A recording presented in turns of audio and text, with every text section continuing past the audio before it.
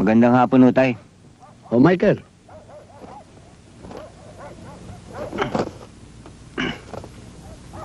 Kumusta naman ang pasada mo? Masama ho eh. Eh, di mabuti. Masama nga ho eh. Ang ibig kong sabihin, kahit masama ang pasada mo, mabutit walang nangyari sa'yo. Tay, may problema ako eh. Ano ba problema mo? Malapit na ho enrollment. O, di magpa-enroll ka. Tay, pag nagpapa-enroll, kailangan magbayad. O, di magbayad ka. Pag nagbabayad, kailangan ho ng pera. Yan ang wala ako. Tay, pag hindi ako nakapagbayad, hindi ako makakapag-aral. Eh, di huwag ka mag-aral. Problema ba yun? Kayo problema eh.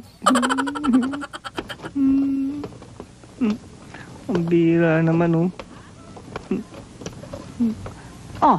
Ano na naman ba yung narinig kong diskusyon ninyo ng tatay mo? Lola, malapit na ho enrollment eh. Di mag-enroll ka. Pag nagpapa-enroll, kailangan magbayad.